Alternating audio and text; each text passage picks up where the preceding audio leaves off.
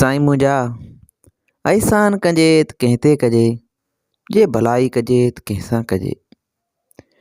साईं मुंहिंजा अॼु जी कहाणी झंगल जे राजा झंगल जे बादशाह शींहं जी आहे। पर हीअ कहाणी जेकॾहिं तव्हां गौर सां मुकमल ॿुधंदा त हीअ कहाणी तव्हांजे समाज में तव्हांजे भरपासे में जहिड़ो तव्हांजे लाइ ठही हुजे ईअं महसूसु तव्हांखे ज़रूरु थींदो। अदा ताईं पुराणे ज़माने जी ॻाल्हि आहे त झंगल जो राजा शींहं बादशाह पंहिंजे बचड़नि सां पियो ख़ुशि ख़ुशि ज़िंदगी गुज़ारींदो हो। शींहं संदसि घरवारी शींहण राणी ऐं संदसि बचड़ा पंहिंजी ज़िंदगी जा ॾींहं सुठा मज़े सां गुज़ारे रहिया हुआ। वक़्तु पियो गुज़रंदो हो पर साईं कदा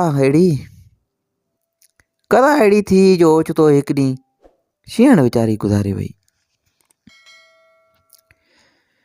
अदा साईं शींहण जो गुज़ारे वई त शींहं वीचारो ॾाढो ॾुखियो थी पियो।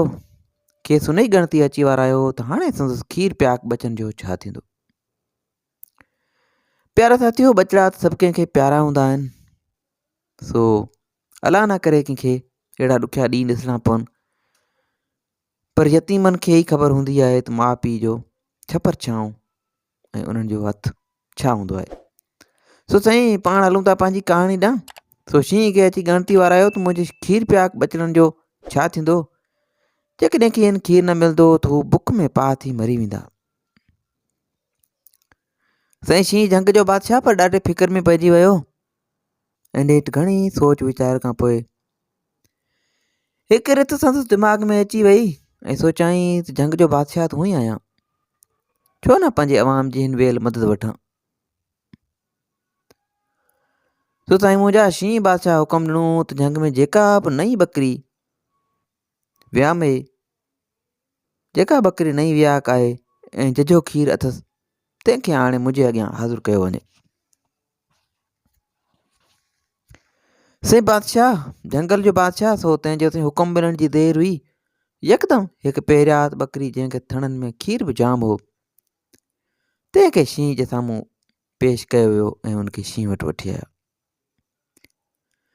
शींहं साईं हो त वक़्तु बादशाह हो पर मजबूरी में शींहं ॾाढी निवड़त सां बकरी खे पंहिंजी दुखदायक हालत वारी कहाणी ॿुधाई ऐं खेसि सॼे हाल खां वाक़ुफ़ु कयो ऐं वेनिती कयई, अर्ज़ु कयई त जेकॾहिं तो पंहिंजो खीर मुंहिंजे बचड़नि खे प्यारी ऐं हिननि जी हयाती बचाई ऐं खेनि पाले वॾो करी त मां तुंहिंजो अहसान हयाती भर विसारे कोन सघंदुसि।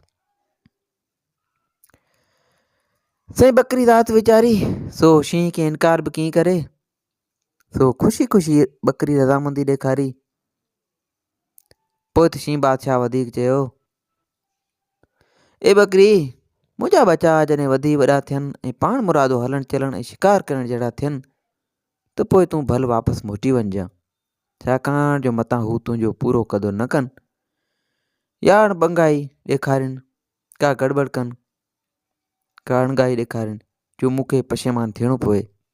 सो तूं पंहिंजो वक़्तु सिर भले हली वञिजांइ। अदा ताईं कहाणी इंतिहाई मज़ेदार अथव, मुकमल ज़रूरु ॿुधिजो ऐं जेकॾहिं चैनल ते न्यू आहियो त चैनल खे सब्सक्राइब करणु न विसारींदा ऐं हिकु कमेंट पिणु कंदा। साईं उन ॾींहं खां वठी माई बकरी शींहण जे बचड़नि खे पंहिंजो खीर पियारींदी रही ऐं संदनि परघोर कंदी रही।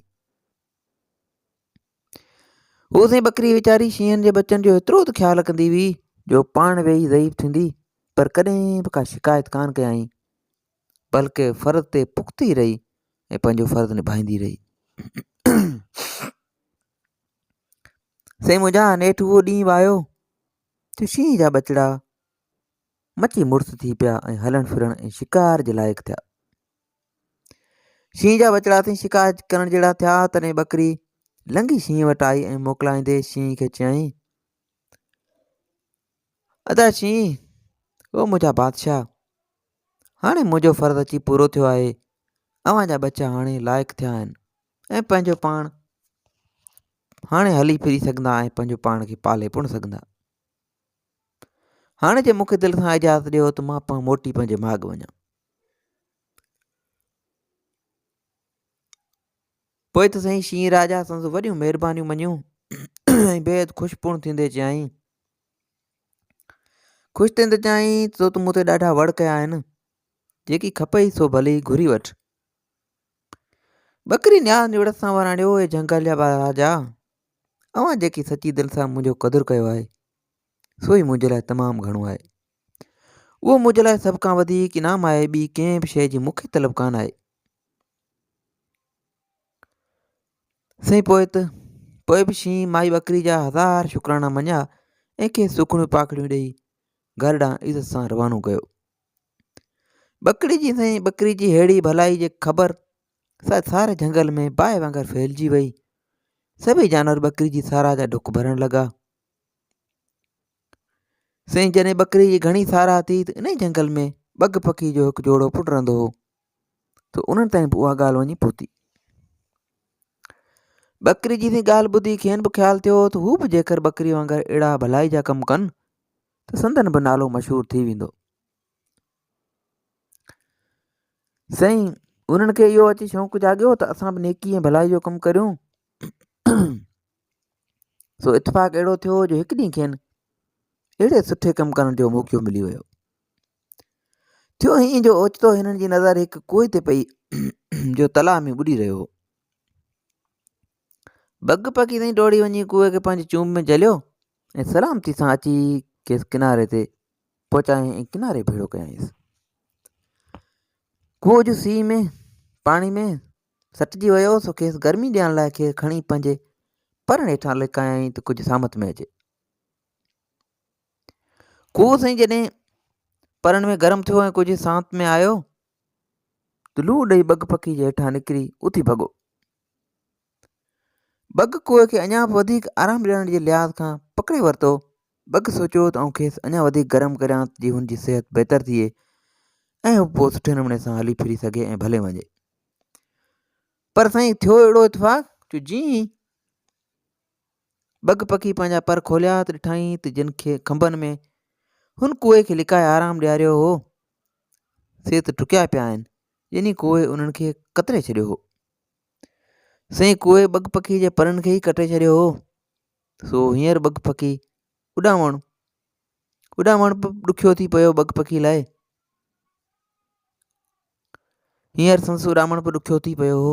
तॾहिं संस अखियुनि में पाणी अची वियो। बग पखी साईं भलाई जो कमु कयो थे, पर खेसि नतीजो अहिड़ो मिलियो हुनजे अखियुनि में पाणी अची वियो। मादी बग पखी हीरू दास ॾिसी पंहिंजे नर खे चयो, ए मुंहिंजा प्यारा, अहसान ज़रूरु कजे ऐं थोरा भलायूं चङायूं ज़रूरु कजनि। थी सघे त सभु कंहिं ते कजे, पर अहसान करण खां अॻु में संदसि ज़ात ऐं आदतुनि खे ज़रूरु ॾिसणु घुरिजे। अहसान बि कंहिं नस्ली माण्हू ते कजे ऐं नस्ली ऐं गैरतमंद इंसान ते अहसान कजे। सो जेकॾहिं तव्हां हलकड़नि माण्हुनि खे पंहिंजी इज़तनि ऐं मुहबतनि जो महराज पारायो त हू तव्हांखे अहिड़ो नतीजो ॾेई सघनि था जेकी बग पखी सां थियो। त मुंहिंजा उमेदु आहे त हिन कहाणी मां तव्हां मक़सदु हासिलु कयो हूंदो। वधीक हिन क़िस्म जूं कहाणियूं किसा ॿुधण जे लाइ असांजे यूट्यूब चैनल खे सब्सक्राइब कंदा ऐं फेसबुक पेज खे फॉलो कंदा। दुआ में यादि रखिजो। अल्लाह हाफ़िज़।